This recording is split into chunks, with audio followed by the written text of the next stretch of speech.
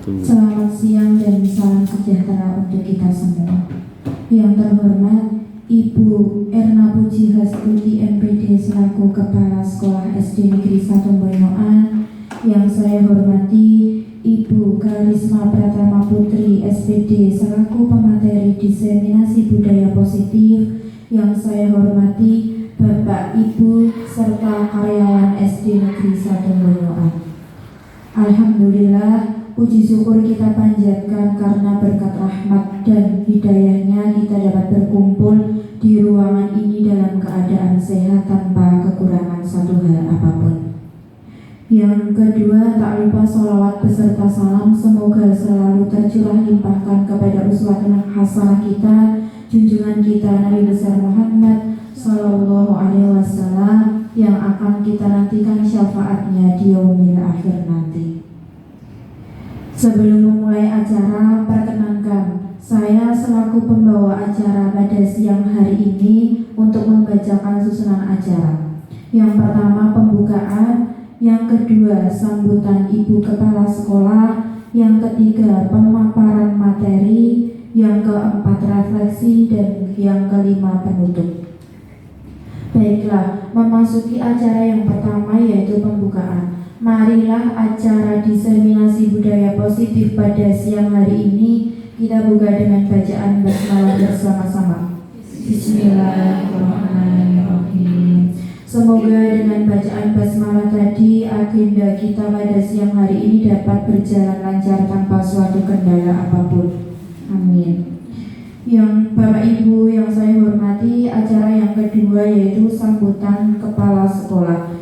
Kepada Ibu Erna Puji Hastuti MPD kami persilakan.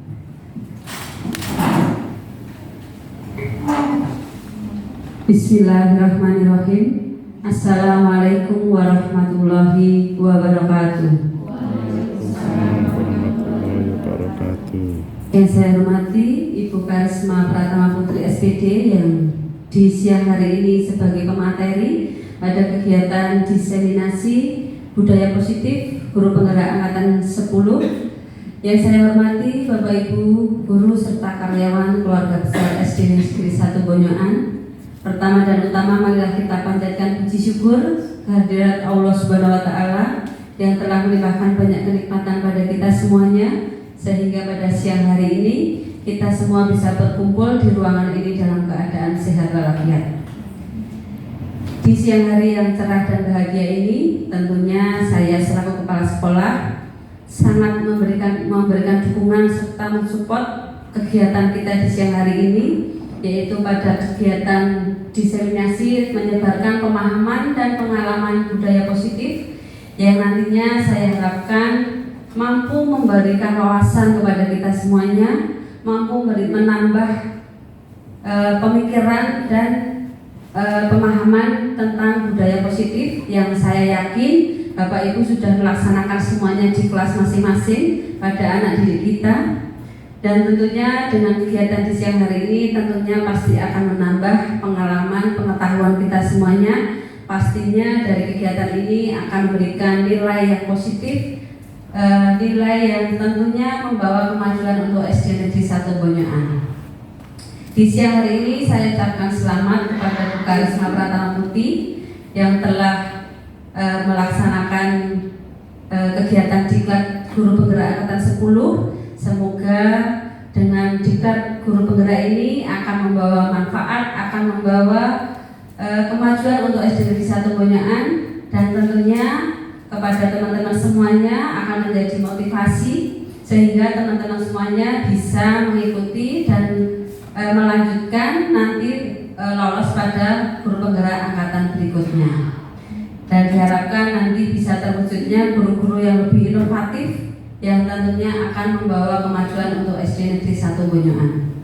Saya kira itu yang bisa saya aturkan kepada Bu Karisma pemateri di hari ini. Semoga kegiatan ini bisa berjalan dengan lancar, teman-teman juga bisa mendapatkan manfaat yang besar, yang baik tentunya dari kegiatan ini. saya selaku kepala sekolah tentu mendukung dan memotivasi untuk pelaksanaan kegiatan hari ini dan untuk kemajuan sekolah SD Negeri 1 Bonyoan kita tercinta ini. Sekian dari saya, banyak tutur kata yang salah mohon maaf. Akhirul kalam wabillahi taufiq wal hidayah. Wassalamualaikum warahmatullahi wabarakatuh.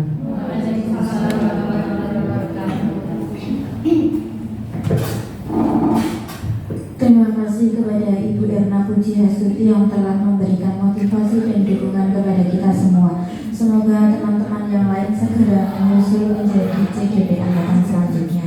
Amin. Selanjutnya memasuki acara inti, yaitu pemaparan diseminasi budaya positif oleh rekan calon guru penggerak kita, yaitu Ibu Karisma Pratama Putri SPD. Tapi sebelumnya izinkan saya berpantun ya. Pak Somad beli tomat, buah tomat merah warnanya. Bapak Ibu yang terhormat, kita simak materinya. Beri aplaus untuk Bu Karisma Pratama Putri.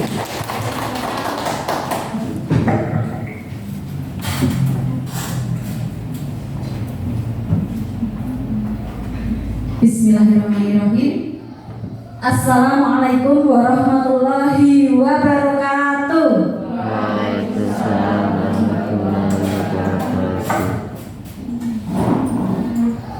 Yang terhormat Ibu Erna Pujiastuti MPD selaku Kepala SD Negeri 1 Bonyoan, yang saya hormati Bapak Ibu guru serta staf karyawan SD Negeri 1 Bonyoan. Alhamdulillah, puji syukur hari ini kita panjatkan kepada Tuhan Yang Maha Esa atas rahmat, nikmat sehingga kita dapat berkumpul pada kegiatan siang hari ini tanpa halangan suatu apapun. Saya ucapkan terima kasih kepada Ibu Kepala Sekolah yang telah memberikan saya kesempatan untuk melaksanakan diseminasi dan penyebaran pemahaman pengalaman budaya positif. Serta saya ucapkan terima kasih kepada Bapak Ibu guru staf karyawan SD Negeri 1 Bonyoan.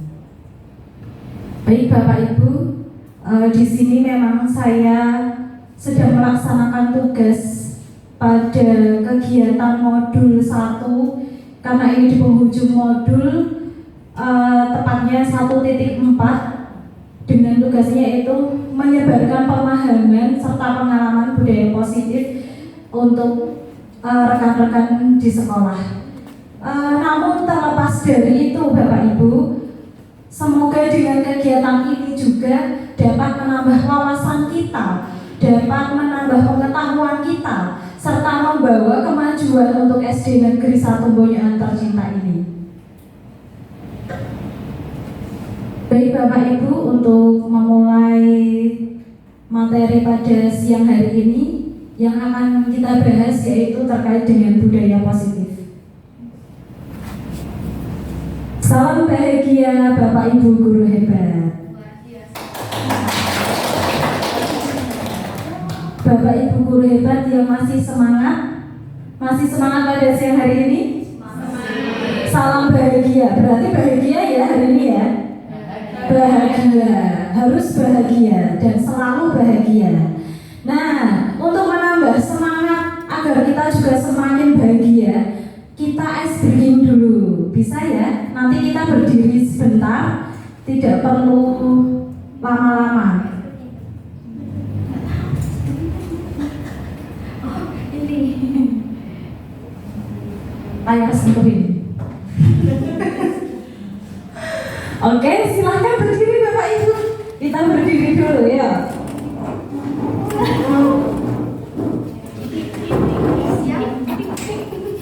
Siap. Tiki bam. Ini juga melatih konsentrasi ya. Nanti gerakan tiki, bam, bum itu beda.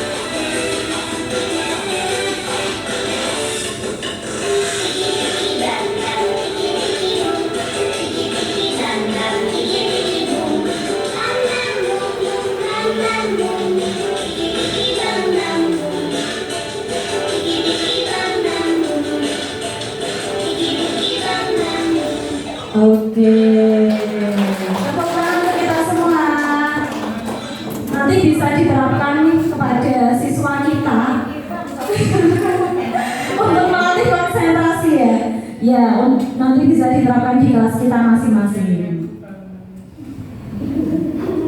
Nah, untuk mengawal ini tentang budaya positif ini, Bapak Ibu, jadi di latar belakangi dari filosofi pendidikan oleh Ki Hajar Dewantara. Nah, latar belakang untuk mengawali budaya positif ini ada teori pendidikan menurut Ki Hajar Dewantara, yaitu yang pertama, pendidikan itu melibatkan pengakuan akan pentingnya budaya dan lingkungan positif di lingkungan sekolah yang menempatkan murid sebagai fokus utama. Kemudian pendidikan bukan hanya mentransfer pengetahuan, akan tetapi bagaimana Bapak Ibu? Bukan hanya mentransfer pengetahuan, tetapi bagaimana? Iya, pembentukan karakter sehingga dapat tercipta budaya dan lingkungan yang mendukung menjadi kunci. Nah, ini nanti yang akan menjadi kunci terwujudnya visi di sekolah kita.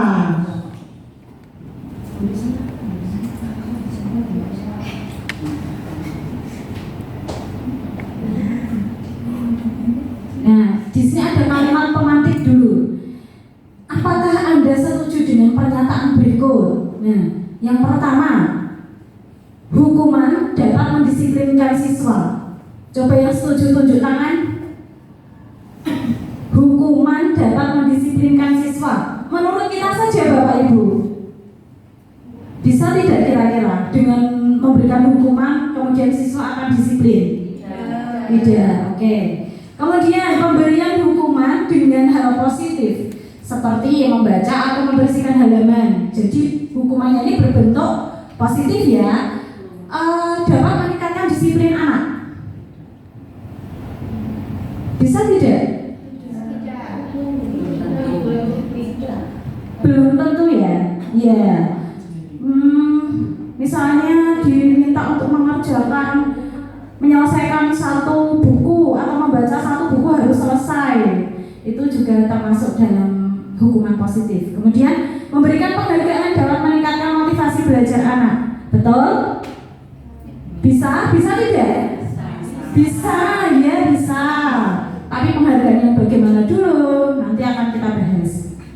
Kemudian guru harus mampu memberikan solusi untuk setiap permasalahan. Harus mampu berarti dituntut untuk bisa memberi solusi di setiap permasalahan.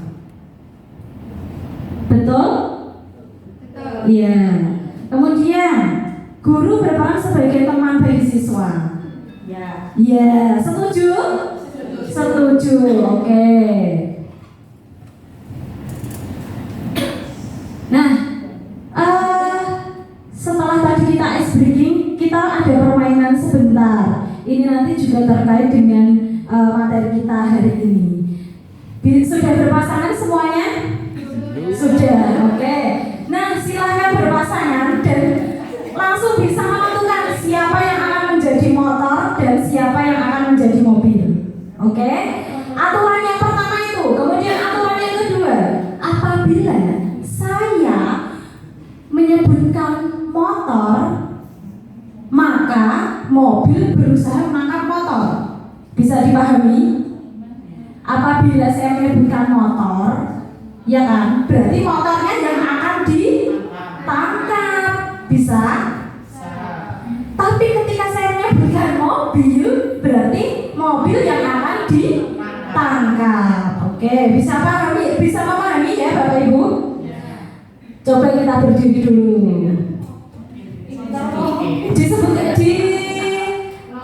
Setujui dulu siapa yang jadi motor, siapa yang jadi mobil. Nanti saya sebutkan saja, tidak dengan cerita. Pokoknya kata kuncinya kalau motor, gini aja, kalau motor berarti tangan Bapak Ibu menghindar. Ya, paham ya? Oke. Bisa dimulai? Oke. Berdiri supaya lebih tidak ngantuk nanti. Oke, silakan nanti yang akan menangkap ya yang akan menangkap bisa berusaha sekeras mungkin. Tangannya, oh ya. Tangannya ya betul. Silakan berjabat tangan tapi jangan bersentuhan. Ya, berjabat tangan jangan bersentuhan. Ya, betul. Terserah. Oh, duit mau yang mana?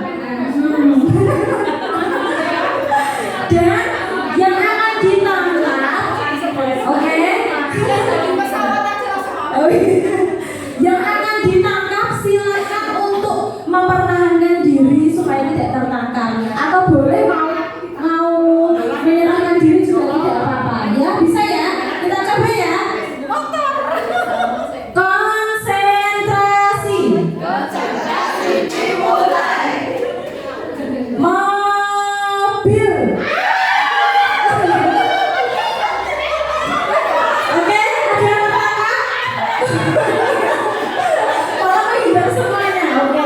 Kemudian yang kedua, perhatikan. Konsentrasi. Suatu hari siang, Bu Hanca pulang kemudian dijemput dengan mobil. Oke, sekali lagi ya. Pagi harinya Bu Hanca berangkat ke rumah ibu mertua bersama anaknya Bumi dengan mengendarai motor. Oke, berikan tangan kita semua Bapak Ibu. Coba saya bertanya dulu, adakah tadi yang tertangkap? Ada.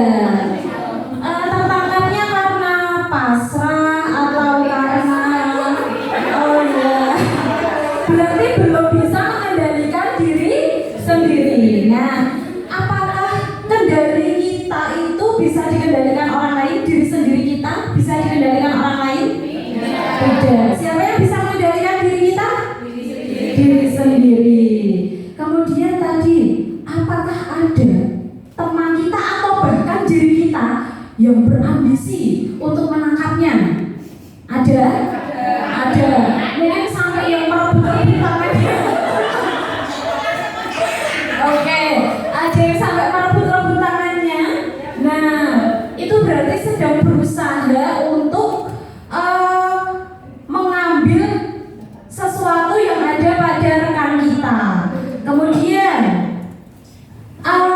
ada yang tadi berambisi, ada yang pasrah, kemudian ada yang karena tidak konsentrasi. Berarti itu semua tergantung pada pengendalian diri kita. Saya bisa saja memberikan tangan, ya sudahlah ini tangkap saja, bisa tidak? Bisa. Atau diri kita mempertahankan diri bagaimanapun caranya supaya tangan kita nanti aman. Begitu Bapak Ibu untuk pengantar. Nah, pokok bahasan kita pada budaya positif ini nanti yang akan kita bahas adalah perubahan paradigma belajar, nilai-nilai kebajikan, motivasi perilaku manusia, keyakinan kelas, disiplin positif, kebutuhan dasar manusia, posisi kontrol guru, dan segitiga restitusi. Terlihat banyak, tapi nanti saya jelaskan singkat saja pada intinya. Nah, pada pembelajaran yang pertama ini adalah adanya perubahan paradigma belajar. Bapak Ibu, kita sedang berada di zaman atau era abad 21. Nah, bukan hanya siswa saja yang belajar di era abad 21 ini, tapi kita sebagai guru juga harus peka. Guru harus peka di era 21 ini tentang perubahan-perubahan pada era abad 21 ini, yang nantinya kita sebut dengan pembelajaran dengan paradigma baru. Ada apa saja nanti di pembelajaran paradigma baru itu? Didasarkan apa Bapak Ibu? Jadi adanya paradigma baru itu didasarkan adanya prinsip pembelajaran yang berdiferensiasi. Kemudian terciptanya peserta didik sesuai dengan kebutuhannya, dan nantinya akan mewujud profil pelajar Pancasila. Ada 5. Yang ada 6. Oh iya betul, berarti tidak ngantuk. Sudah setiap hari kita nyanyikan. Nah, dalam paradigma baru ini biasanya terjadi miskonsepsi tentang teori kontrol. Yang pertama adalah ilusi guru mengontrol murid. Apa ini maksudnya? Jadi seorang guru itu memaksakan kehendak murid untuk melakukan sesuatu hal, padahal murid tersebut tidak mau melakukannya. Nah, itu dengan paksaan. Kemudian adanya ilusi bahwa semua penguatan positif, efektif, dan bermanfaat. Maksudnya apa ini Bapak Ibu? Ini maksudnya adalah bujukan, rayuan. Jadi bagaimana kita membujuk murid, merayu murid untuk melakukan suatu hal, tapi dengan bujukan rayuan sehingga murid tersebut terbuai. Nah, akhirnya apa? Murid tersebut melakukan sesuatu hal itu karena apa? Karena bujukan dan rayuan, tidak berdasarkan dirinya sendiri. Kemudian yang ketiga, adanya ilusi bahwa kritik membuat rasa bersalah mampu menguatkan karakter. Jadi guru itu adanya nyalahkan murid terus seperti itu. Nah, kamu itu salah, harusnya tuh gini ini. Nah, itu nanti harapannya guru itu dapat menguatkan karakter. Padahal itu sebenarnya bagaimana Bapak Ibu? Sudah tepat belum? Belum. Kemudian adanya ilusi bahwa orang dewasa berhak memaksa. Kita itu sebagai orang dewasa berhak memaksa yang lebih muda atau memaksa murid. Kita sebagai guru yang dewasa suka memaksa murid. Nah, adanya perubahan paradigma stimulus respon ke pendekatan teori kontrol. Supaya kita lebih konsentrasi lagi, coba Bapak Ibu perhatikan di depan. Saya akan menyebutkan stimulus respon secara acak. Nanti kemudian Bapak Ibu bisa menyebutkan teori kontrolnya. Jadi apa yang saya sebutkan nanti ini secara acak, kemudian Bapak Ibu secara bersama-sama menyebutkan teori kontrol. Bisa dipahami? Bisa. Oke. Stimulus respon. Pemaksaan ada pada saat bujukan. Oke. Kita mencoba mengubah orang agar berpandangan sama dengan kita. Kita berusaha memahami pandangan orang yang berbeda. Ya. Orang lain bisa mengontrol saya. Oke. Kita mencoba mengubah orang agar berpandangan sama dengan kita. Kita berusaha memahami pandangan orang dunia. Model berpikir menang kalah. Saya bisa mengontrol orang lain. Anda tidak bisa mengontrol orang lain. Oke, berarti masih konsentrasi. Tepuk tangan untuk kita semua.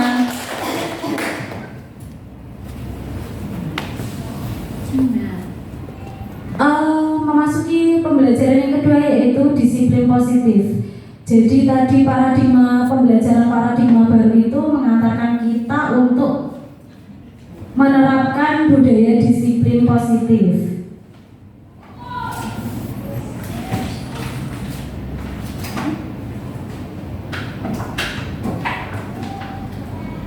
Nah, kalau kita mendengar kata disiplin, apa yang ada di benak Bapak Ibu semuanya? Apa Bapak Ibu? Apa Bu Wit? Tata tertib. Kemudian selain itu Pak Danang yang berhubungan dengan disiplin? Peraturan. Ada lagi? Bapak Ibu? Hukuman. Iya bisa. Nah, jadi disiplin positif ini kita awali dulu dari kata disiplin yang berasal dari kata disiplin yang artinya belajar, mengacu pada disiplin diri, memiliki tanggung jawab terhadap apa yang dilakukan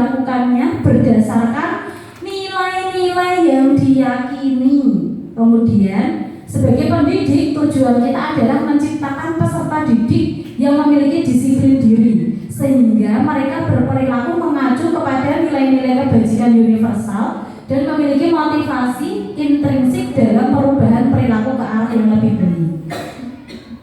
Selanjutnya, disiplin positif merupakan satu cara penerapan disiplin yang bertujuan untuk menumbuhkan kesadaran.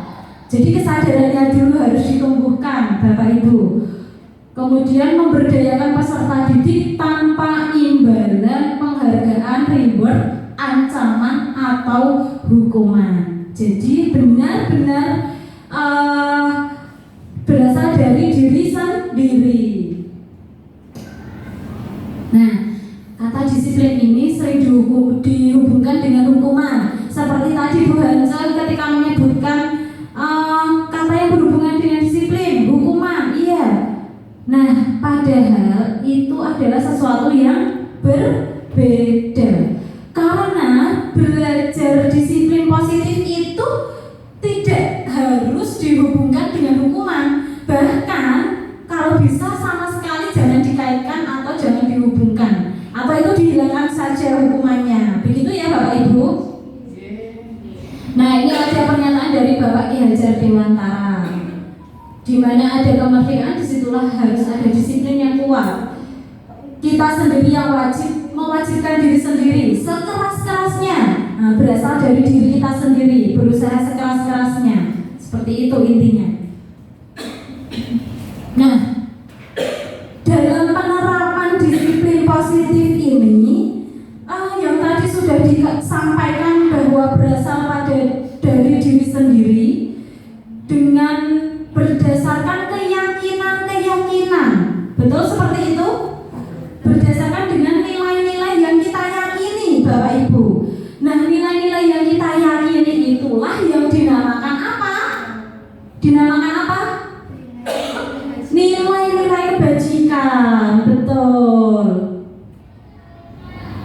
Nah, nilai kebajikan ini Bapak Ibu sebagai kontrol diri, belajar untuk mengontrol diri agar dapat mencapai suatu tujuan yang mulia. Nah, nilai kebajikan ini ibaratnya seperti payung. Seperti payung yang besar dari sikap dan perilaku kita. Atau nilai-nilai ini merupakan apa? Fondasi. Jadi fondasinya untuk kita berperilaku. Nah, inilah nanti yang mendasari kita untuk melaksanakan budaya disiplin positif. Kemudian contoh dari nilai-nilai kebajikan itu semua sudah terangkum dalam profil pelajar Pancasila.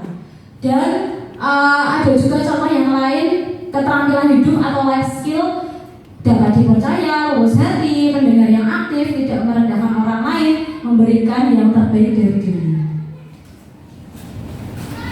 Nah, sebagai seorang pendidik, saat Anda perlu hadir di suatu pelatihan, nah, misalnya kita mengikuti diklat Bapak Ibu, motivasi apa yang mendasari tindakan Anda?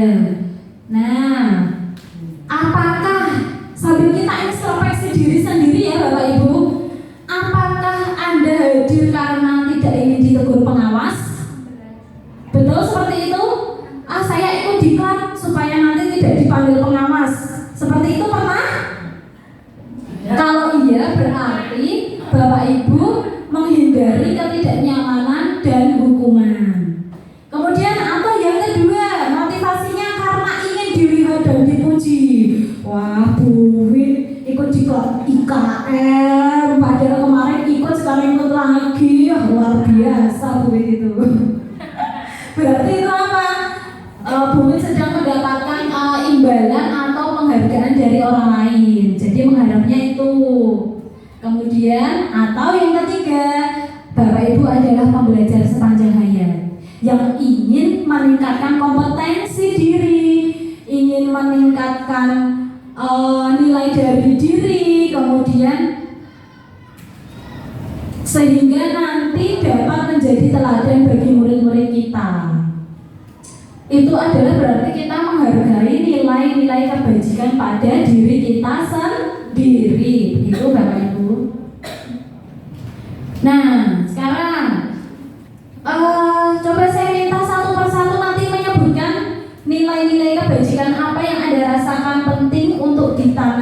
kepada murid-murid di kelas atau di sekolah.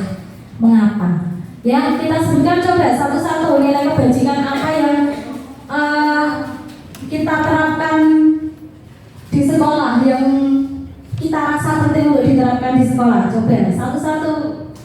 Jujur. Oke. Disiplin. Oke. Tanggung jawab. Oke. Mandiri. Oke. Santun. Oke. Kompak. Oke.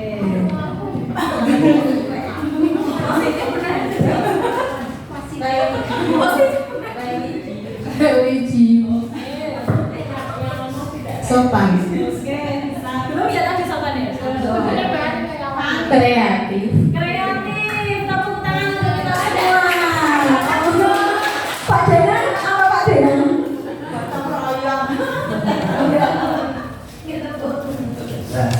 Kerja keras. Wah. Itu sesuai dengan Pak Denan yang senantiasa bekerja keras. Ya, oke. Nah, luar biasa tadi nilai-nilai kebajikan yang disampaikan Bapak Ibu guru.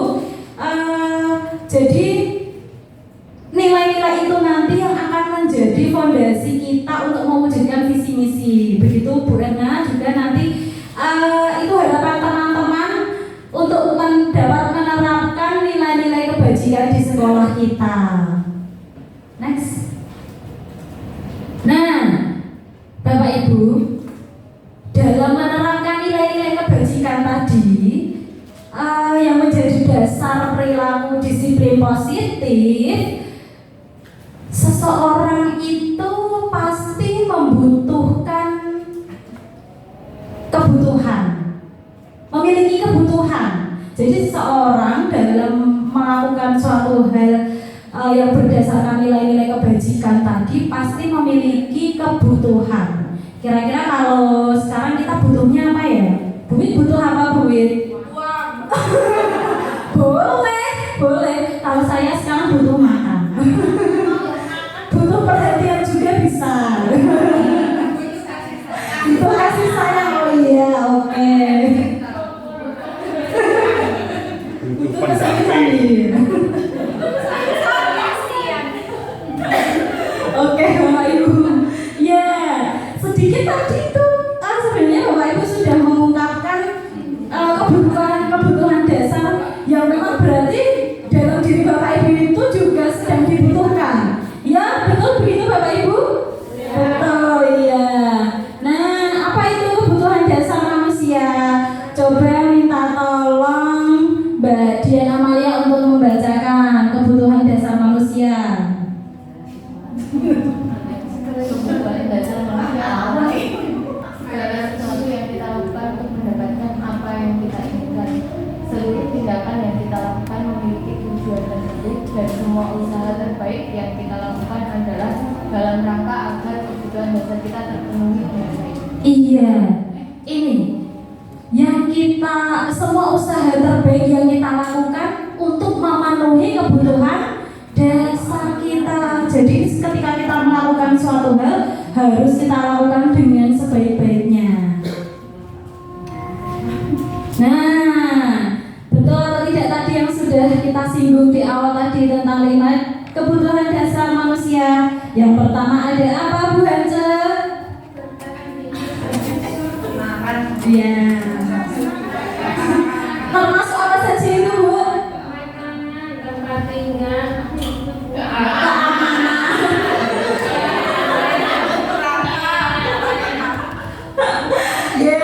Kemudian, nah ini tadi yang dibutuhkan oleh siapa tadi? Dibutuhkan oleh Mbak Amel juga ini. Ya, dari saya. Apa Bapak Ibu? Cinta dan kasih sayang. Ada rasa diterima, dipedulikan, diperhatikan. Nah, kemudian ada yang ketiga yaitu penguasaan atau power. Nah, di sini ada keinginan untuk dianggap. Nah, berarti ketika saya pengen dianggap, berarti saya sedang saya sedang berusaha untuk memenuhi penguasaan.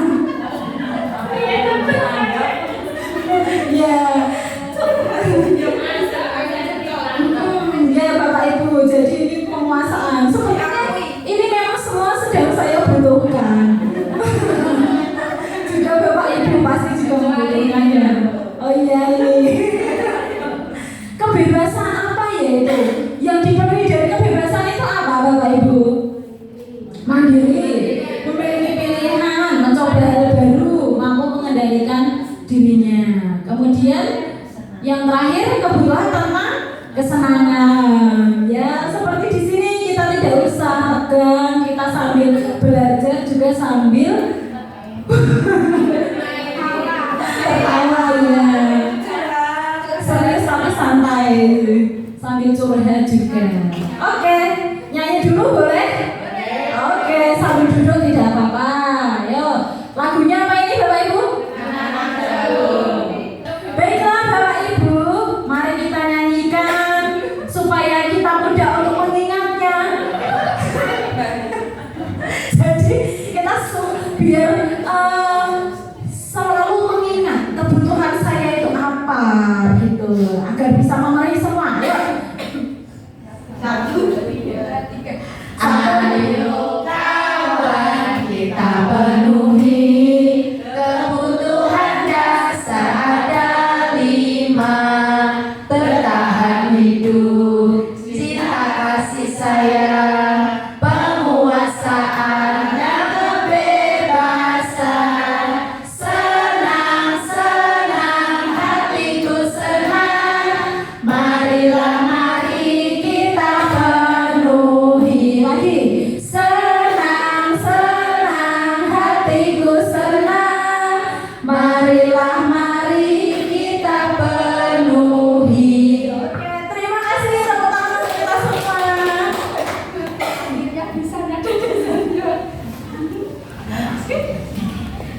Nah, sekarang kita setelah bernyanyi, berarti kita masih ingat ya. Nah, tadi masih panas ini, tersimpan di memori karena habis kita nyanyikan. Kita pahami dulu dari sini. Ibu Anis, guru kelas 2, sedang bingung menghadapi ulah salah satu murid di kelasnya, yaitu Bayu. Beberapa anak di kelas 2 telah datang padanya mengeluhkan Bayu seringkali meminta bekal makan siang mereka dengan paksa. Jika Anda menghadapi situasi seperti Bu Anis, apa yang akan Anda lakukan? Menurut Anda, kira-kira alasan Bayu melakukan hal tersebut?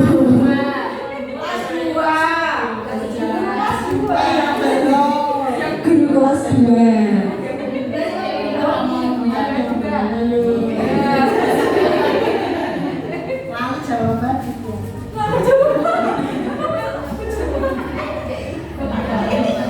Ya, menurut saya yang pertama yang harus dilakukan Bu Ari yaitu memanggil dulu Bayu tanpa, maksudnya memanggil sendiri ya, tanpa diketahui teman-temannya, nanti tidak malu atau gimana, dan menanyakan secara langsung kenapa kok meminta bekal secara paksa kepada teman-temannya seperti itu. Dan setelah tahu alasannya, mungkin nanti Bu Anis bisa memberikan solusi kepada Mas Bayu, atau misalnya kalau Mas Bayu tidak membawa bekal atau apa, nanti bisa Bu Guru bisa memberikan pengertian kepada Bayu dan teman-temannya siapa yang mau berbagi bekal makanan dengan Mas Bayu seperti itu. Next. Masih ada pertanyaan selanjutnya berarti? Oh, tidak. Jadi ini terkait kebutuhan dasarnya Bayu. Terima kasih Bu Yani, berikan tepuk tangan yang meriah untuk Bu Yani. Nah, ini benar-benar guru kelas 2 yang luar biasa ini. Pasti juga pengalaman sendiri ya Bu Yani ya. Ya, nah dalam konteks ini Bapak Ibu, penerapan disiplin positif Ibu Anis sebaiknya mencari tahu alasannya Bayu tadi kenapa melakukan tindakan tersebut. Betul yang dikatakan Bu Yani tadi, nggih Bapak Ibu, sudah sesuai ya. Sehingga tahu kebutuhan mana yang sedang dibutuhkan oleh Bayu. Nah, yang pertama, Bayu lapar dan orang tuanya tidak membawa bekal. Berarti ada kebutuhan apa? Survival. Kemudian teman Bayu jadi lebih memperhatikannya. Diperhatikan. Apa ini?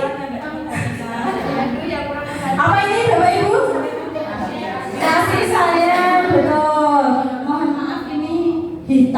jadi tidak terlihat? Oh iya, karena belum terlihat. Nanti kita munculkan.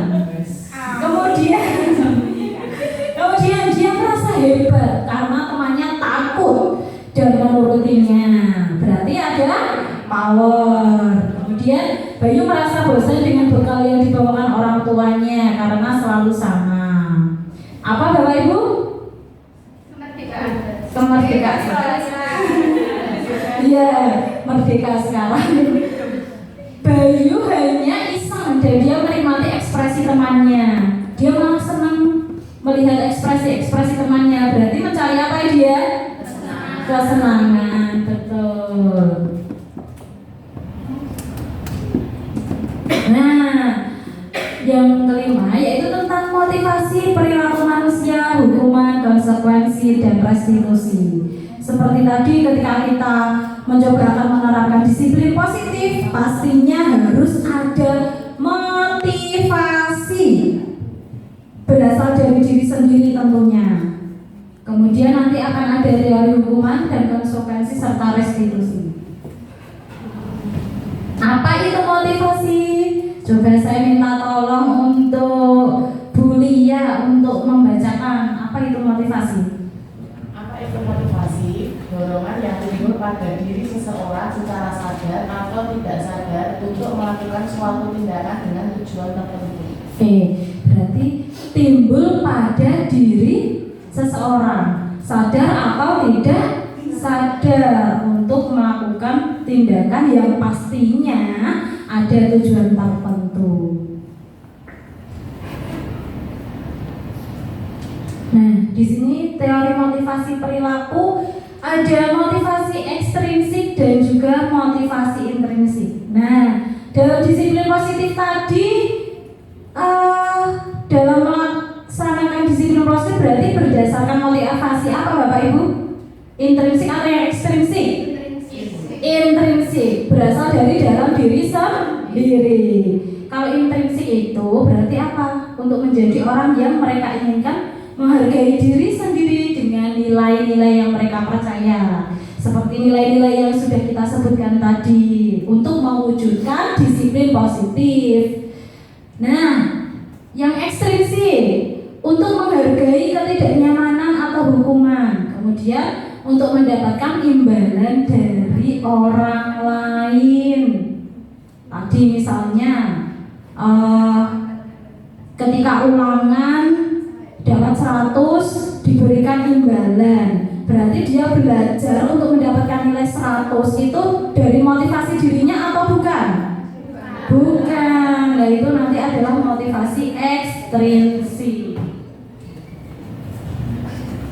Oke, mari kita simak dulu sebentar. Wah, ibu kelas 2 itu memang terlihatnya.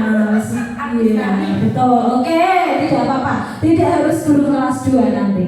Nah, kita simak dulu Bapak Ibu. Intinya ini adalah Ibu Anas yang selaku guru kelas 2 mendapatkan masalah. Muridnya itu tidak bisa berdiri, tidak bisa tertib berdiri antri di depan pintu kelas, dan selalu berebutan masuk ke dalam kelas setelah jam istirahat usai. Ini tentunya sangat mengganggu proses pembelajaran, di mana kelas tidak dapat mulai tepat waktu. Karena Ibu Anas sibuk menenangkan murid-muridnya untuk waktu yang lama. Akhirnya Bu Anas berpikir cepat, bagaimana ya nanti supaya murid-muridnya itu dapat tertib. Nah, kemudian mengandalkan apa Bapak Ibu? Stiker bintang. Setiap muridnya yang masuk kelas usai jam istirahat, Bu Anas mengiming-imingi untuk diberikan dengan stiker bintang. Siapa yang dapat berdiri lurus dan berbaris rapi, antri depan pintu, dapat bintang dari Bu Anas. Nah, coba sambil kita bayangkan ketika anak-anak diiming-imingi bintang ya Bapak Ibu. Kemudian hal ini dilakukan Bu Anas selama beberapa minggu. Cukup berhasil tentunya. Kemudian murid-muridnya berdiri rapi antri depan pintu. Sampai pada suatu saat Bu Anas sakit dan terpaksa digantikan oleh Pak Heru. Pak Heru tidak mengetahui tentang stiker bintang, dan benar saja pada saat masuk kelas usai jam istirahat, murid kelas 2 kembali berebutan di kelas. Apa yang terjadi hal itu? Kenapa bisa terjadi seperti itu? Tadinya dengan Bu Anas dapat berbaris tertib, kemudian setelah ada Pak Heru digantikan oleh Pak Heru, anak-anak tidak bisa berbaris dengan tertib lagi. Coba Bu Rina untuk mengutarakan pendapatnya.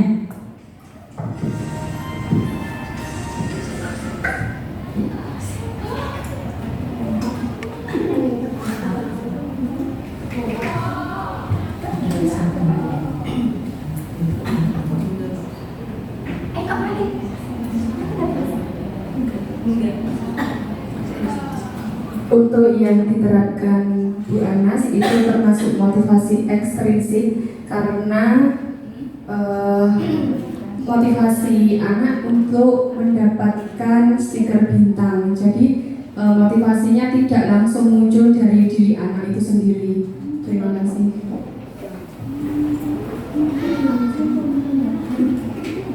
Bagaimana Bapak Ibu Guru? Jawaban dari Bu Rina? Setuju? Setuju. Luar biasa. Tepuk tangan untuk Bu Rina. Nah, sambil kita introspeksi diri Bapak Ibu, mungkin kita di dalam kelas juga pernah menerapkan hal demikian. Nah, berarti kita sekarang bisa sadar, oh ternyata seperti itu tidak bagus untuk diterapkan. Kita mencari alternatif lain Bapak Ibu agar anak-anak kita nanti dapat berbaris rapi, akan tetapi dari motivasi dirinya sendiri. Kemudian di sini ada perbedaan hukuman, konsekuensi, dan restitusi. Apa itu hukuman, konsekuensi, dan restitusi? Bedanya, kalau hukuman itu tidak terencana dan tiba-tiba. Konsekuensi sudah terencana. Restitusi itu nanti untuk apa? Menciptakan kondisi murid memperbaiki kesalahan. Jadi kita bedakan dulu supaya Bapak Ibu lebih paham antara hukuman dan konsekuensi di sini bedanya. Sekali lagi, hukuman itu tidak terencana dan tiba-tiba. Kemudian kalau konsekuensi itu terencana, disepakati sesuai dengan peraturan. Kemudian ketika hukuman itu murid tidak tahu apa yang akan terjadi atau tidak dilibatkan. Jadi keputusan itu benar-benar secara sepihak dari Bapak Ibu Guru. Murid tidak diajak diskusi, tidak terjadi kesepakatan, itu namanya hukuman. Berbeda dengan konsekuensi. Kalau konsekuensi bagaimana? Murid tetap dibuat tidak nyaman. Nah, tetapi bagaimana bedanya? Kalau konsekuensi itu tadi disepakati ya Bapak Ibu. Jadi ada kesepakatan dulu antara murid dan guru. Kemudian hukuman bersifatnya satu arah, berupa hukuman fisik atau psikis.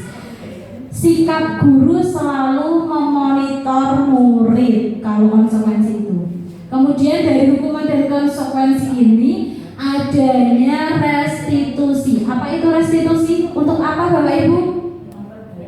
Memperbaiki kesalahan. Nanti akan kita kupas lebih lanjut pada penerapan segitiga restitusi. Kemudian proses kolaboratif yang mengajarkan murid untuk mencari solusi sendiri. Jadi bagaimana Bapak Ibu ketika kita sekarang sudah mengetahui, oh hukuman, ya betul ya, kalau kita menghukum biasanya dengan hukuman fisik atau psikis, betul tidak? Iya.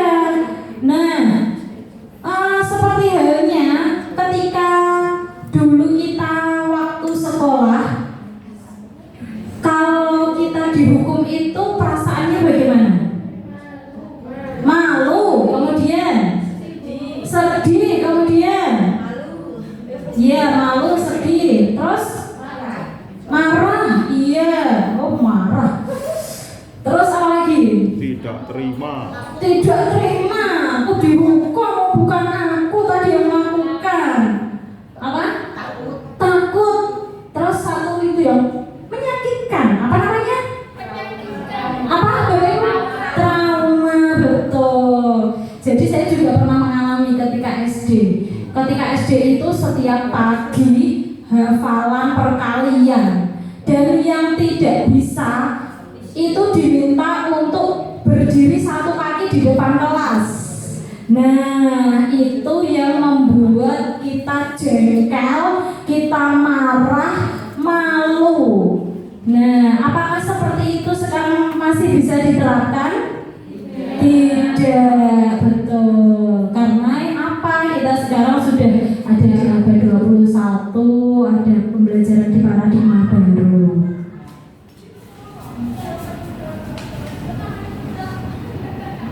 Oke, tindakan guru dan hukuman atau konsekuensi. Nah, coba kita jawab bersama. Mencatat 100 kali di dalam buku kalimat, saya tidak akan terlambat lagi. Nah, karena terlambat ke sekolah, berbentuk apa itu namanya? Hukuman. Lari mengelilingi lapangan basket 2 kali karena terlambat hadir di sekolah, berupa apa? Hukuman. Murid diminta push up 15 kali, tidak menggunakan masker, apa? Hukuman. Pernah Pak Angga seperti itu? Kemudian menggantikan kertas tugas teman yang telah dicoret-coret, konsekuensi. Iya betul Bapak Ibu, kamu sudah mencoret-coret buku temanmu, berarti kamu harus menggantinya. Nah, itulah yang dinamakan dengan konsekuensi. Kemudian ini apa? Membersihkan tumpahan air di meja tulis karena tersenggol pada saat belajar.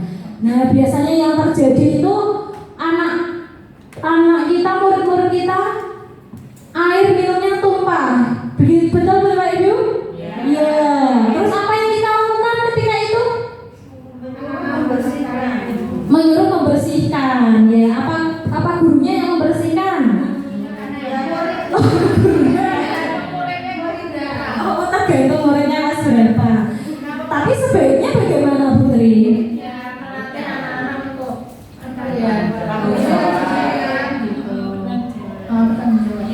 Oke, hebat ini Putri, guru kelas 1 panutan. Ya. Kemudian murid disuruh untuk mengenakan sepatu seharian di sekolah karena tidak mengenakan sepatu hitam. Berarti itu berupa hukuman.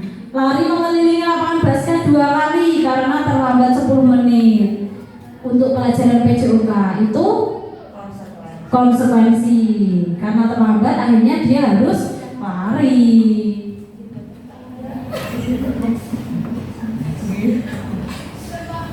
Nah, perbedaan hukuman dan konsekuensi. Perbedaan hukuman dan konsekuensi. Hukuman sesuatu yang menyakitkan. Oh, tadi sudah ya. Sakit rasanya kalau dihukum itu. Terus yang sakit apanya? Hati juga fisiknya. Karena biasanya juga hukuman itu berupa fisik.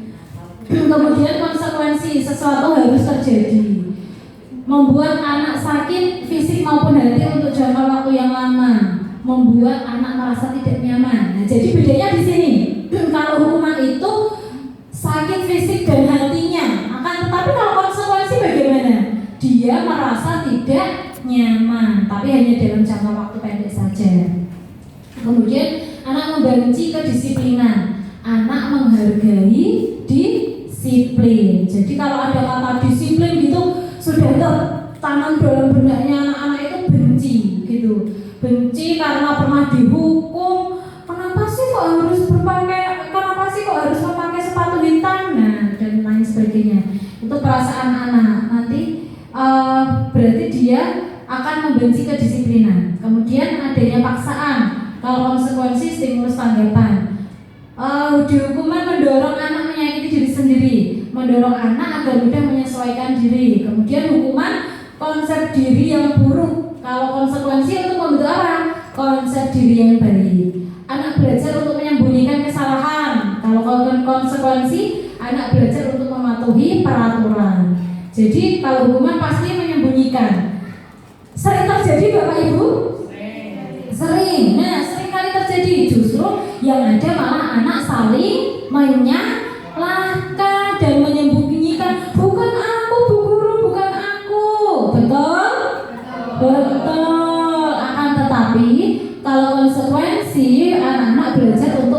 mematuhi peraturan.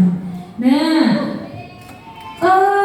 hukuman itu menimbulkan rasa marah, bersalah, malu, juga tak dihargai. Aduh, sakitnya kayak apa itu ya. Kemudian, kalau konsekuensi kehilangan hak, dibuat tidak nyaman, diasingkan untuk sementara. Nah, dalam melaksanakan disiplin positif tadi, kita juga sebagai pendidik ada 5 posisi kontrol guru dalam mendisiplinkan siswa dengan motivasi, ada kemudian tadi ada restitusi, ada hukum konsekuensi. Kita harus memiliki 5 posisi kontrol. Untuk apa? Agar kita dapat menempatkan diri kita sebagai seorang pendidik. Lanjut. Nah, Bapak Ibu, 5 posisi kontrol guru itu yang pertama adalah apa Bapak Ibu? Penghukum. Yang kedua, yang ketiga, yang keempat, yang kelima, manajer. Ya, yang terlihat menyeramkan berarti yang mana? Penghukum. Ini menyeramkan. Oh iya, gambarnya pakai apa ini? Pakai tongkat juga ya. Nah, kemudian kira-kira yang menyenangkan yang mana? Yang menyenangkan yang mana? Teman. Terus selain itu? Manajer, betul. Dan posisi kontrol terbaik kita sebagai guru yaitu adalah sebagai manajer.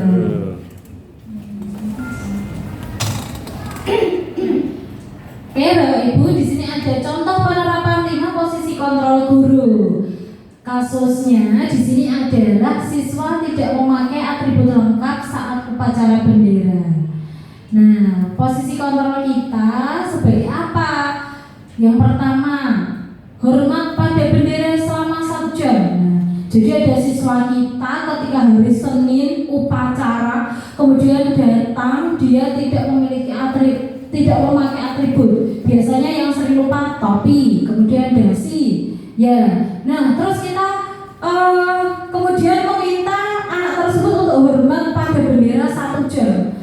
Kamu tidak memakai atribut lengkap, selesai upacara hormat bendera 1 jam sampai jam istirahat. Nah, kira-kira kalau seperti itu bagaimana Bapak Ibu? Ada pada posisi kontrol apa Bapak Ibu? Penghukum. Kemudian pada posisi kontrol pembuat rasa bersalah. Apa yang dikatakan?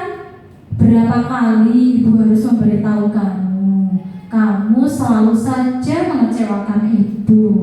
Nah, itu namanya pembuat rasa bersalah. Jadi seolah-olah kita membuat siswa itu merasa bersalah pada dirinya sendiri. Kemudian posisi kontrol pada teman. Ayo dong ikuti aturan sekolah. Tolong bantu Ibu ya, sekali ini saja. Ya sudah, tidak apa-apa, lain kali jangan sampai berbuat ini lagi.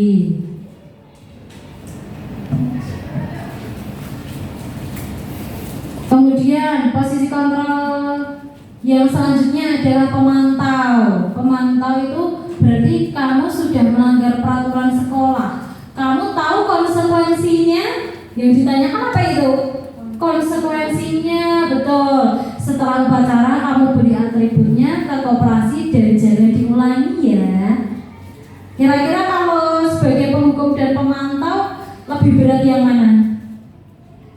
Penghukum ya Bapak Ibu. Ini karena pemantau itu masih dalam kita ada diskusi dulu dengan siswa, ada konsekuensinya, mengingatkan konsekuensinya. Dan yang terakhir adalah sebagai manajer. Apakah kamu tahu kesalahanmu? Nah, ini menanyakan dulu siswa untuk introspeksi diri. Kemudian kira-kira bagaimana kamu memperbaiki kesalahanmu? Nah, ini adalah posisi manajer.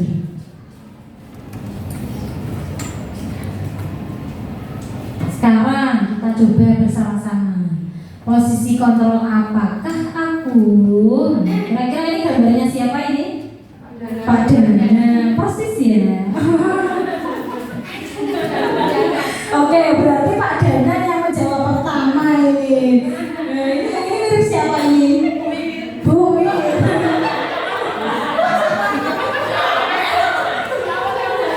Oke, Pak Dana dan Bu Mir itu memang sejoli. Ya, Pak Dana. Next Bu. Nah, bentar Bu.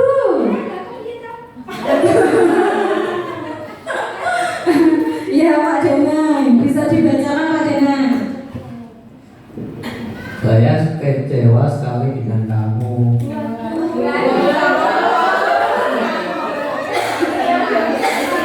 Posisi kontrol apa Pak Dana? Perasaan bersalah. Betul atau tidak? Coba kita lihat. Iya. Tepuk tangan untuk Pak Dana. Betul Pak Dana. Kemudian tadi mirip siapa temannya sebelah tadi? Iya. Cantik sekali kok. Ya, Bu Ir. Mari teman-teman kita cek ya kontrolnya apa. Kamu tidak pernah benar melakukannya. Posisi kontrol apa teman-teman?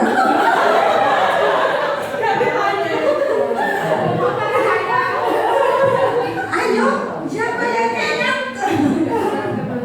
Kamu tidak pernah benar melakukannya.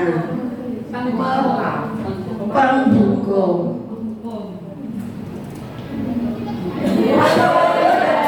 Tepuk tangan untuk Uwin. Oke, wah kok pas ya pembuku. Apa aja jangan pembuku. Ya, tidak ya Uwin ya? Tidak. Nah, oke, nanti kita refleksi Bu Uwin. Kalau Bu Uwin kemarin sok-sok menghukum, kadang menghukum setelah melaksanakan mengikuti koordinasi ini apa yang akan kita lakukan? Oke, lanjut. Tadi sudah. Oke. Loh, kok itu lagi? Next. Next. Ya, oke, yuk. Coba Bu Anin. Ayolah lakukan demi ibu atau bapak. Ini kontrol teman. Oh iya. Oke, betul tidak? Kita cek.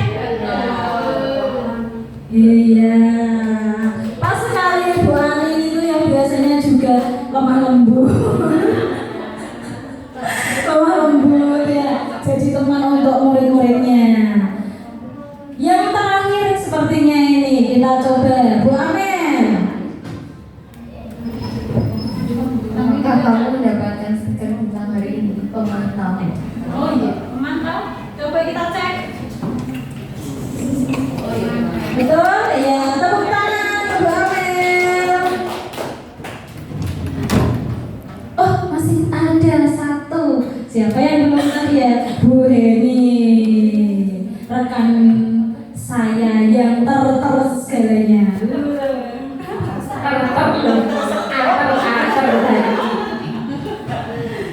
Bagaimana kamu bisa menyelesaikan masalah ini? Ini manajer. Benar gak ya? Ya, ini kayaknya sudah disesuaikan Bu Erna. Kalau Bu tadi kan penghukum, kalau Bu Ani itu kan pemana. Kalau saya manajer berarti ya Bu Isma. Oke. Masih ada sedikit. Oke, sedikit yuk. Nanti di sini dalam penerapan disiplin positif itu karena tadi berdasarkan nilai-nilai keyakinan yang nilai-nilai kebajikan yang kita yakini, sehingga kita perlu adanya membuat keyakinan kelas. Next. Nah, Bapak Ibu, mengapa keyakinan kok bukan peraturan kelas saja ya? Kenapa? Coba sambil kita refleksi, mengapa kita tidak memiliki peraturan harus menggunakan helm bila mengendalikan kendaraan roda 2? ketika kita berkendara? Kenapa kok kita harus pakai sabuk pengaman ketika kita mengendarai mobil? Nah, itu termasuk keyakinan atau peraturan? Keyakinan atau peraturan? Keyakinan. Berarti yakin untuk apa, Putri? Yakin untuk sesuatu. Ya itu semuanya itu. Untuk yakin untuk memakai helm saat berkendara, supaya kalau seandainya ada hal-hal yang tidak diinginkan itu tidak bahaya sekali. Berarti artinya itu apa? Keselamatan, betul. Kenapa kok keyakinan ya? Kok tidak peraturan? Nah, Bapak Ibu, yang harus kita pahami, karena kalau peraturan itu sifatnya bagaimana? Memaksa. Kalau peraturan itu sifatnya memaksa, beda hal dengan keyakinan. Kalau keyakinan itu adalah kesepakatan. Jadi yang kita yakini, nilai-nilai yang kita sepakati. Jadi nanti di kelas kita juga menerapkan keyakinan kelas. Nilai-nilai apa saja yang kita yakini? Ya harus kita sepakati dulu dengan anak-anak di kelas kita masing-masing. Next. Nah, bentuk keyakinan kelas, dan di sini ada contoh. Ini harusnya fotonya itu glowing ya Bapak Ibu. Ya. Nah, di sini ada contoh juga penerapan pembuatan keyakinan kelas waktu di awal semester tahun ajaran baru ya berarti. Bentuk keyakinan kelas bagaimana itu? Keyakinan kelas sebenarnya tidak terlalu banyak, ya betul. Ini dibuatnya dengan kalimat yang singkat-singkat Bapak Ibu. Kalimatnya singkat, mudah dipahami, tidak terlalu banyak, dan menggunakan kalimat positif. Hindari kalimat negatif. Negatif itu bagaimana contohnya? Jangan, terus tidak boleh, terus dilarang, betul. Nah, next. Jadi ini nanti akan terbentuknya budaya positif dari ruang lingkup yang paling kecil. Ada peraturan kelas, pasti ada. Tapi kemudian di lingkup yang lebih luas lagi kita harus membuat keyakinan kelas. Nah, supaya tercipta lingkungan positif dan terwujudlah budaya positif. Sebentar. Yang mana yang merupakan keyakinan kelas? Coba kita coba dulu ya. Coba Bu Titi. Bu Titi, dilarang terlambat masuk kelas. Termasuk keyakinan atau bukan? Bukan, oke. Yang kedua, saling menghargai. Yakin. Kemudian dilarang coret-coret. Bukan, tidak boleh makan saat pembelajaran. Bukan, jujur dalam bertindak. Yakin. Nah, ini contoh kalimat yang singkat-singkat seperti ini, Bapak Ibu. Nah, betul tidak tadi jawaban kita? Betul. Tepuk tangan untuk kita semua. Nah, kalau tadi kita ada motivasi, hukuman, kemudian restitusi untuk memperbaiki, kemudian kita penerapannya dengan menggunakan segitiga restitusi. Nah, dalam segitiga restitusi ini yang pertama adalah apa Bapak Ibu? Bisa dibaca tidak Ibu? Tidak bisa kelihatannya. Ya, yang pertama itu harus menstabilkan identitas. Kemudian yang kedua adalah memvalidasi. Jadi kita validasi dulu, baru yang terakhir nanti kita tanyakan keyakinan. Untuk apa kalau segitiga restitusi itu Bapak Ibu? Menciptakan kondisi bagi murid untuk memperbaiki kesalahannya sehingga karakter mereka lebih kuat ketika kembali pada kelompoknya, maksudnya kembali kepada awal. Nah, menstabilkan identitas. Bagaimana menstabilkan identitas itu? Dengan kalimat apa guru dapat menggunakan kalimat ini? Berbuat salah itu hal yang manusiawi. Contohnya, Putri adalah siswa, saya adalah guru. Ya, apakah betul tadi ketika ulangan kamu mencontek, nak?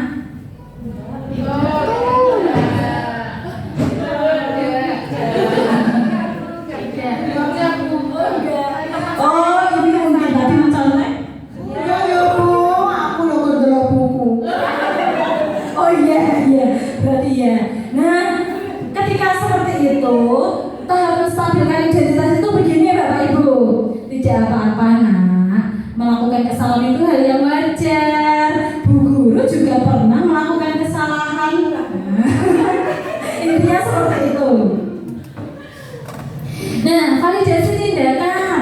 Validasi tindakan itu apa yang bisa diucapkan oleh guru? Contohnya ini, kamu bisa saja melakukan hal yang lebih buruk, tapi kamu tahu, tapi kamu tidak melakukannya kan? Nah, kemudian apa kamu bisa melakukan dengan lebih baik besok lagi? Kamu boleh tetap berusaha menjaga sikap itu, tapi tambahkan sikap yang lain, yang baru. Maukah kamu belajar dengan cara yang lain? Nah, itu namanya kita memvalidasi tindakan. Apa betul? Nah, kemudian kita validasi tindakan ketika kita tadi dengan kasus apa tadi? Putri apa? Mencontek, iya, validasi. Terus kalau seperti itu perbuatan yang baik atau yang buruk? Mencontek itu perbuatan yang tidak baik. Tidak baik. Berarti kalau tidak baik, apa yang akan kamu lakukan? Saya tidak akan mencontek.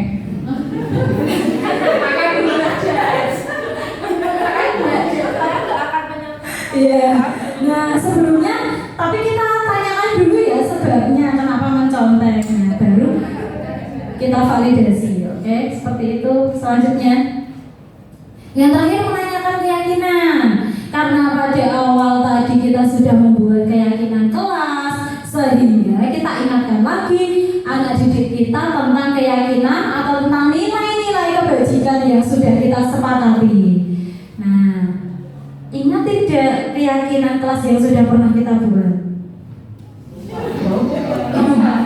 Lupa Bu. Ya, mungkin Bu Yani bisa membantu mengingatkan.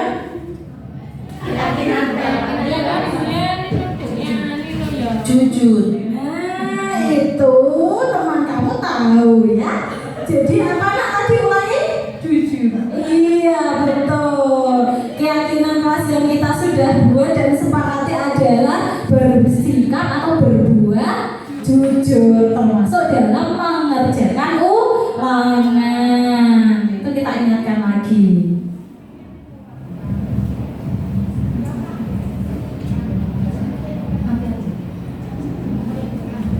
Nah, Bapak Ibu, demikian tadi sudah saya paparkan pokok-pokok pembahasan tentang disiplin positif. Tidak terasa waktu ternyata lebih jam 1 jam. Untuk sesi selanjutnya saya kembalikan dulu kepada pembawa acara. Oke, baik. Kita beri aplaus untuk Bu Karisma Pratama Putri terlebih dahulu. Terima kasih untuk Bu Karisma Pratama Putri, kemaparan yang sangat luar biasa.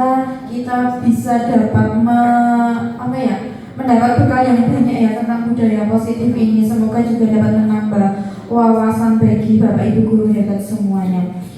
Untuk acara selanjutnya yaitu refleksi, monggo saya kembalikan Bu Karisma terlebih dahulu. Terima kasih Bu Tika, mohon slide-nya bisa dipaparkan. Nah, Bapak Ibu, sambil kita merefleksikan diri kita sendiri, dan nanti saya minta salah satu dari Bapak Ibu untuk menyampaikan dari refleksi hari ini, yaitu dengan model 4F. Apa itu 4F? Baik, peristiwa, kemudian feeling, perasaan, finding, pembelajaran, dan future atau penerapan.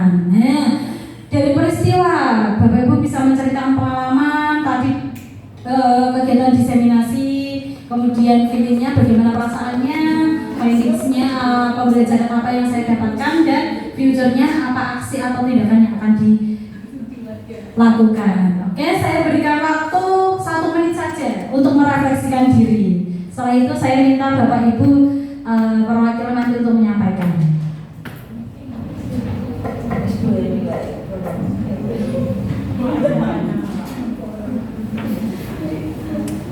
Monggo Pak Danan.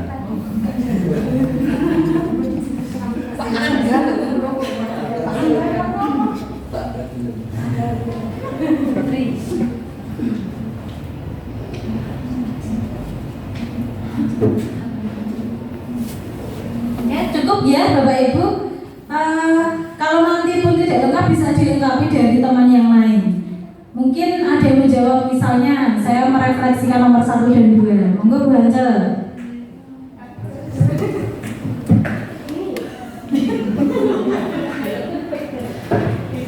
Ceritakan pengalaman Anda mengikuti diseminasi hari ini.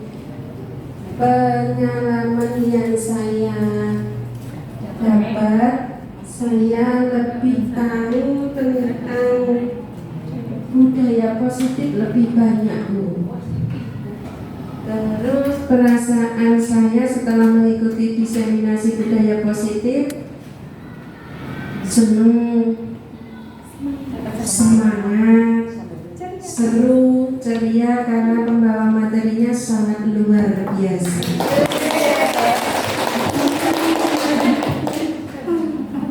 Oke, bisa dilengkapi untuk yang ketiga dan 4. Bu Amin, monggo. Terima kasih. Pelajaran apa yang saya dapatkan? Pelajaran hari ini yang saya dapatkan, saya juga sama dengan Bu Haja telah belajar tentang budaya positif, terutama yang saya banyak tangkap tadi tentang keyakinan kelas, membuat keyakinan kelas, kemudian restitusi. Kemudian untuk penerapannya setelah dilakukan saya mengikuti diseminasi hari ini, insya Allah saya akan berusaha untuk menerapkan keyakinan kelas itu di kelas saya agar tercipta budaya positif. Saya juga terima kasih. Terima kasih Bu Hance dan Bu Amin yang luar biasa menyampaikan refleksinya. Khusus waktu sebentar ya, khusus untuk Bu Wit. Saya ingin mendengar dari refleksi yang keempat, ya, Bu Wit spesial.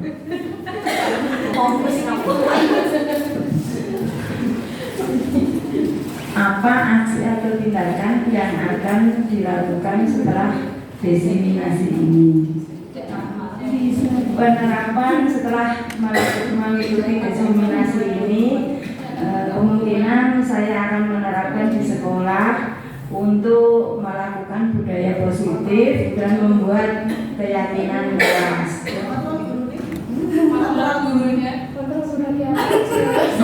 Dan sebagai seorang guru kita harus dapat memanajer dan memantau siswa-siswa kita. Semoga nanti terwujud ya Bu. Baik Bapak Ibu Guru,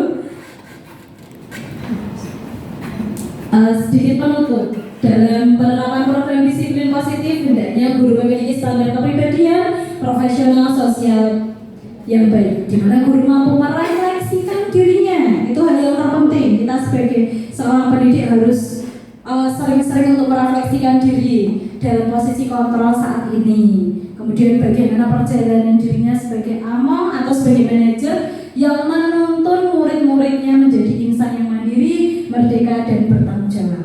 Karena sejatinya pendidikan itu adalah menuntun kodrat murid sesuai dengan kodrat alam dan kodrat zamannya dari sumbernya Standar Nasional Pendidikan. Untuk menutup kegiatan hari ini, mari kita jargon terlebih dahulu Bapak Ibu. Boyang 1, semangat untuk maju. Boyang 1, jaya, jaya, jaya. Tepuk tangan untuk kita semua. saya sebagai pemateri pada diseminasi siang hari ini mohon maaf apabila ada tutur kata yang kurang berkenan, juga tingkah laku atau mungkin juga menyakiti hati. Semoga apa yang saya sampaikan pada hari ini dapat membuka wawasan, kemudian menyadarkan kita. Nah, kita bisa introspeksi diri, menyadarkan kita, merefleksikan diri kita agar nantinya kita dapat berubah ke arah yang positif dan menerapkan, tentunya menerapkan disiplin positif, budaya positif. Begitu Bapak Ibu, terima kasih atas kehadirannya, sudah meluangkan waktu, juga kesempatan hari ini yang luar biasa. Saya ucapkan banyak terima kasih. Akhir kata, wassalamualaikum warahmatullahi wabarakatuh. Waktu saya kembalikan kepada pembawa acara. Oke, terima kasih Bu Risma. Kita beri aplaus dulu untuk Bu Risma yang luar biasa. Ya, terima kasih untuk Bu Risma penampilan yang luar biasa. Semoga kita banyak mendapatkan bekal dan manfaat tentang budaya positif sehingga kita bisa menerapkan di kelas maupun sekolah yang kita yang tercinta ini. Menginjak acara yang selanjutnya yaitu penutup. Terima kasih kepada Bapak Ibu Guru karyawan SD Negeri 1 Banyu A. Semoga dengan kegiatan ini dapat membawa perubahan yang baik untuk SD kita tercinta. Saya sebagai pembawa acara, apabila ada kesalahan tutur kata maupun perbuatan, mohon maaf yang sebesar-besarnya. Wassalamualaikum warahmatullahi wabarakatuh.